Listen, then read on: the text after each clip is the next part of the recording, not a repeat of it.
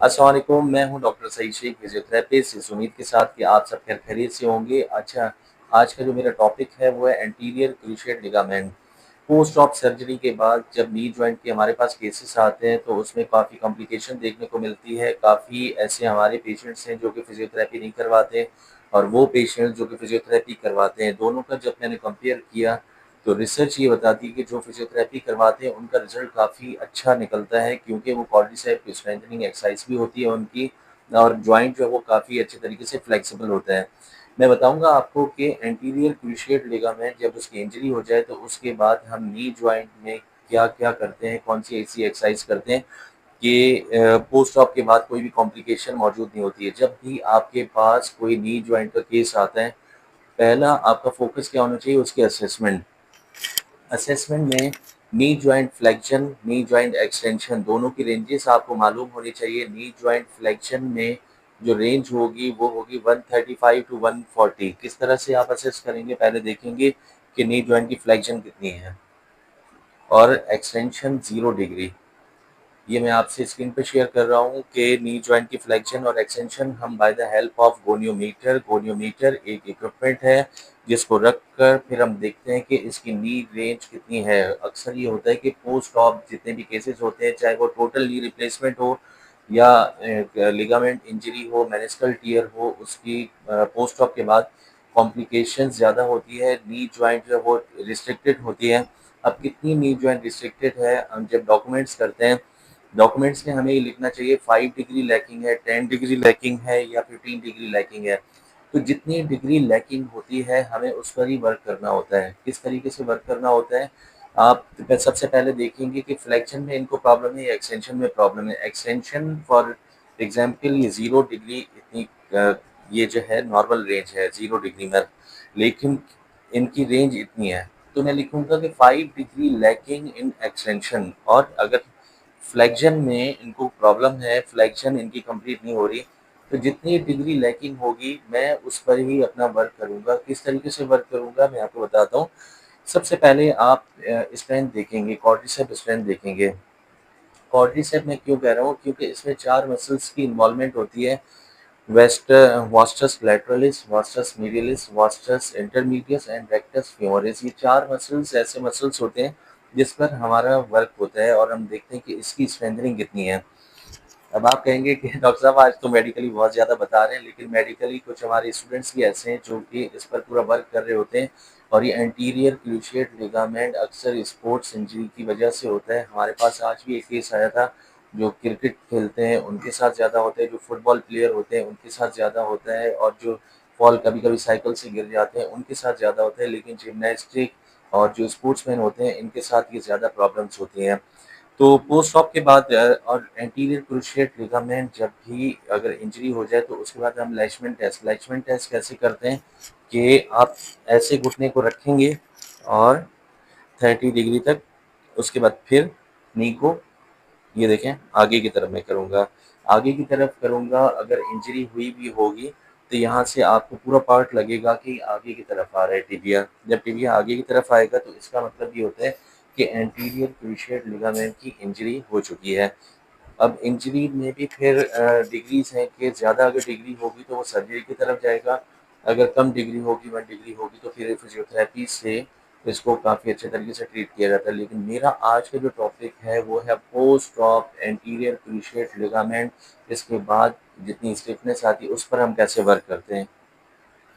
सबसे पहले आप देखें यहाँ पर इस पाँव पर मैं आपको बता देता हूँ कि आप इसको एंकल को डॉर्सीफ्लेक्स करेंगे और आहिस्ता-आहिस्ता पीछे की तरफ ले जाने की कोशिश करेंगे। जितना जॉइंट आपको इजाज़त देता है रेंज उतनी ही आप करेंगे, उससे ज़्यादा बहुत ज़्यादा फ़ोर्स नहीं लगाएँगे।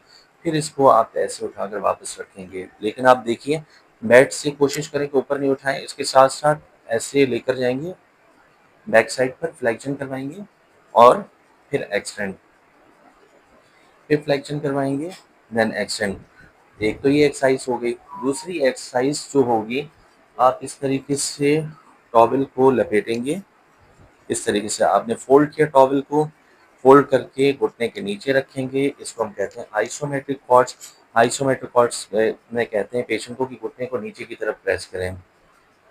जब ये घुटने को नीचे की तरफ प्रेस करेंगे आप काउंट करेंगे 1 2 3 4 5 देन रिलैक्स।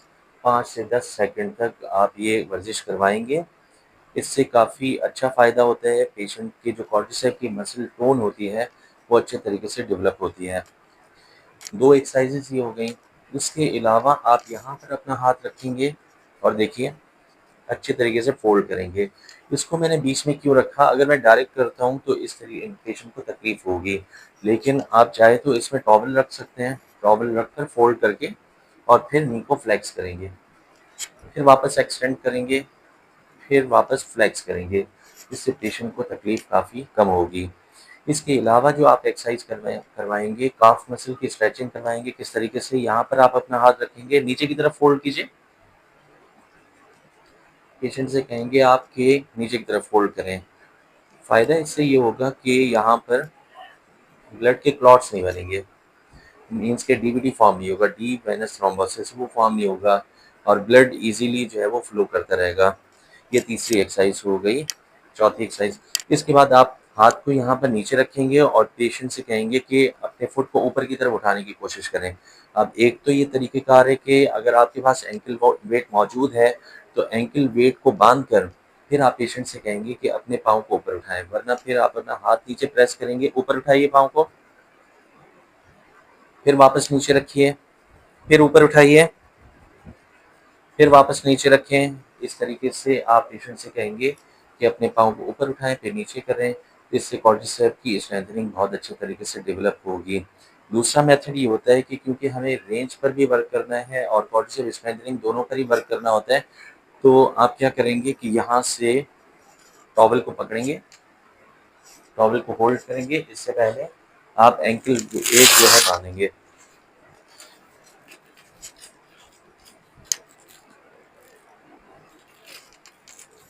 एंकल वेट जो है आप सबसे पहले 2 केजी का यूज़ करेंगे, फिर 3 केजी, देन 4 केजी, ग्रेजुअली आप बढ़ाते रहेंगे उसको। अब मैं मैक्सिमम क्या करूँगा, अगर आपके पास दूसरा कोई मौजूद है तो ठीक है, वरना अक्सर मैंने ये देखा है कि एक आप होते हैं और एक पेशेंट होता है। तो मैं क्या करूँगा, इसको मैक्सिमम पहले सबसे पहले ऊपर उठाने की कोशिश करूँगा। ऊपर उठाकर अब पेशेंट से कहूँगा कि अपने पाँव को ऊपर उठाइए। जितना मैक्सिमम ऊपर पेशेंट उठा सकता है उससे करेंगे, लेकिन देखिए मैंने सिर्फ इसको होल्ड करके नहीं रखा, ये समझने की बात है। आप टॉवल को इस तरीके से बांधेंगे और जैसे हैंग करते हैं इस तरीके से आप हैंग करेंगे, हैंगिंग पोजीशन में रखेंगे। पेशेंट से कहेंगे कि अपने पाँव को ऊपर उठाइए, ऊपर उठाइए, फिर दोबारा से ऊपर उठाइए, फिर ऊपर उठाएं।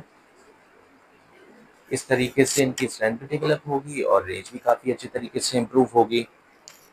इसके बाद आप इनकी पटेला की ग्लाइडिंग करवाएंगे। देखिए पटेला की ग्लाइडिंग कैसे करवाएंगे, anterior, posterior, lateral and medial, चारों तरफ आप अच्छे तरीके से ग्लाइडिंग करवाएंगे। अब आप करवट ले लीजिए, पेशेंट से कहेंगे कि करवट ले लें। करवट लेकर दोनों नीज को इस तरह से हैंगिंग पोजीशन में फोल्ड करेंगे और फिर आगे की तरफ रखवाएंगे, फिर फोल्ड करवाएंगे, देन फिर आगे की तरफ। ये एंटीरियर क्रूशिएट लिगामेंट जो रबड़ की तरह स्ट्रक्चर्स होते हैं, उनको उनकी जब सर्जरी हो जाती है एंटीरियर क्रूशिएट लिगामेंट की, उसके बाद पोस्ट ऑप के बाद अगर आपके नी स्टिफ हो जाते हैं तो उसकी वर्जिश है ये। अब पेशेंट से कहेंगे कि अपने पाँव को ऊपर उठाइए, इसको अपनी तरफ फोल्ड करें, ऊपर उठाइए, फिर वापस नीचे रखिए, फिर ऊपर उठाएं, फिर नीचे रखिए, फिर ऊपर उठाइए, नीचे रखिए। एसएलआर करवाने के बाद, जिसको हम स्ट्रेट लेग रेस कहते हैं, वो करवाने के बाद फिर आप दोबारा से इनको बांधेंगे एंकल वेट।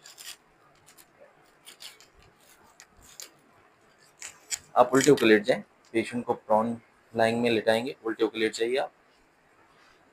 देखिए उल्टे लिटाकर और नीचे से आप कोई टॉवल रख सकते हैं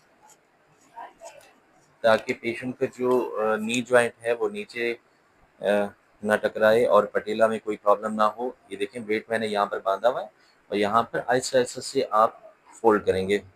फिर वापस लेकर आएंगे। इससे एक तो हैमस्ट्रिंग की स्ट्रेचिंग होगी और दूसरा नी जॉइंट भी काफ़ी अच्छे तरीके से मूव होगा, तो इसकी रेंज जो है वो ओपन हो सकेगी। देखिए, यहाँ पे होल्ड करके रखेंगे आप 1 2 3 4 5 देन डाउन। फिर यहाँ पे होल्ड करके रखेंगे 1 2 3 4 5 देन डाउन। दोबारा से होल्ड करके रखेंगे।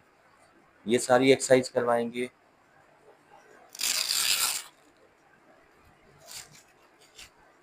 स्पोर्ट्स की जब भी इंजरी होती है तो काफ़ी पेशेंट तकलीफ में आते हैं हमारे पास। लेकिन आप देखिए कि मैं दूसरी जो अब इनको लास्ट जो एक्सरसाइज करवाऊंगा वो किस तरीके से करवा रहा हूँ। अच्छा, अब इसके बाद आप दोबारा से देखें, टॉवल को मैंने लिया, टॉवल को आप होल्ड करके रखेंगे यहाँ पर नी जॉइंट के नीचे। इसको आप एक हाथ से ऐसे ऊपर उठाएंगे और नीचे फोल्ड करने की कोशिश करेंगे जितना मैक्सिमम हो सकता है। फिर वापस आप रिलैक्स रखेंगे।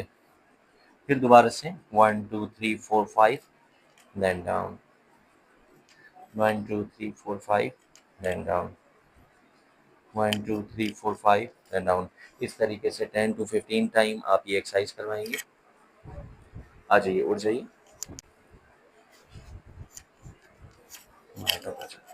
अब ये सारी एक्सरसाइज आपने करवाई और उसके बाद फिर आप पेशेंट को होम प्रोग्राम देंगे। होम प्रोग्राम में क्या आप पेशेंट को बताएंगे कि आप पाँव ऊपर उठाइए, जितना मैक्सिमम उठा सकते हैं। इसको होल्ड करके रखें 1 2 3 4 5, फिर वापस नीचे लेकर जाइए। इसको ऊपर उठाएं। इसको हम कहते हैं isotonic cords. Isotonic cords patient घर पर खुद से कर सकते हैं। नीचे लेकर जाइए, ऊपर उठाइए। इससे इनकी एक तो रेंज इम्प्रूव होगी और अगर इसमें हम वेट बांध देते हैं तो इससे स्ट्रेंथ इनकी अच्छे तरीके से डेवलप हो सकेगी। फिर वापस नीचे, फिर नीचे रखिए। कंप्लीट आपने एक्सरसाइज देखी। आपको मुझे ज़रूर बताना है कि आपको ये anterior cruciate ligament post op exercises किस तरीके से लगी और इसमें कितनी इन पेशेंट को जो इम्प्रूवमेंट आती है। वो तो आप अपने अपने पेशेंट का रिव्यू मुझे बताएंगी मेरे कमेंट सेशन में।